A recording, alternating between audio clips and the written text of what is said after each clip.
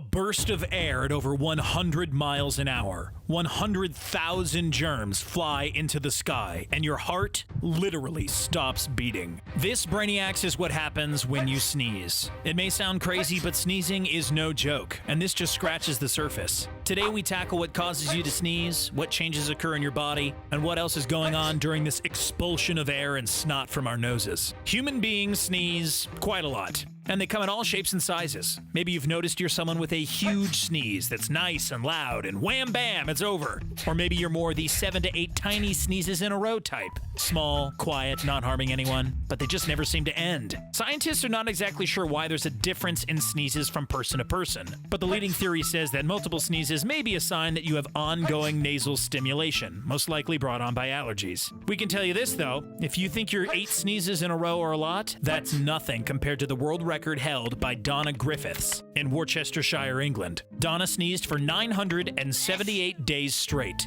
at a rate of about 1 sneeze a minute. Looks like you've got a long way to go if you want to play with the big boys. But maybe the multiple sneeze thing isn't for you. Maybe you're someone who sneezes after looking at the sun, or even just a bright light for that matter.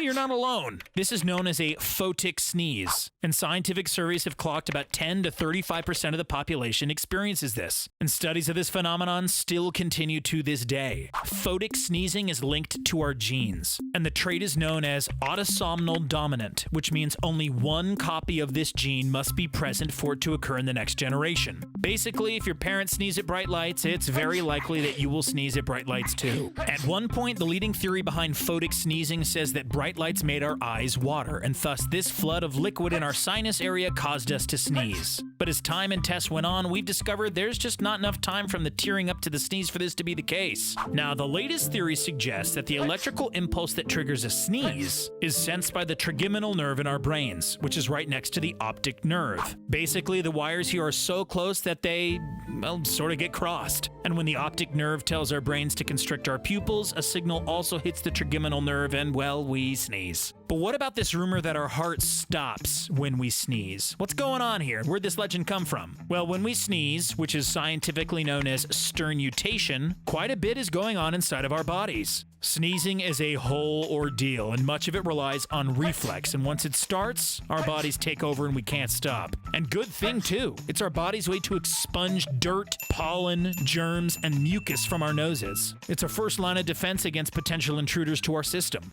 As our bodies sense the tiny hairs on our nose becoming irritated, an electrical signal is sent to our brain that tells our muscles to contract. Our diaphragm gets ready to push a huge amount of air out of our nose and mouth, our eyelids are told to close, and our tongues go under the top of our mouths. All this happens in a matter of seconds, and then, achoo! Air, mucus, and water are forced out of us at 100 miles per hour. And with each sneeze, about 100,000 germs are thrown into the air. And while this is a great way for our bodies to get all the gunk out of there, this is also a natural reset mechanism for our sinuses. The sensitive cells that line our nasal environment called cilia get a sort of reboot. Not bad, body. You've killed 2 birds with 1 sneeze. Okay, but what about this heart-stopping thing? Is it real or is it just an urban legend? Well, the answer is sort of yes, sort of no. When we sneeze, a huge change in the pressure of our bodies takes place, mainly in our torso. This causes the blood flow to our hearts to slow down, and guess what? Our hearts compensate for this by quickly changing their regular beat.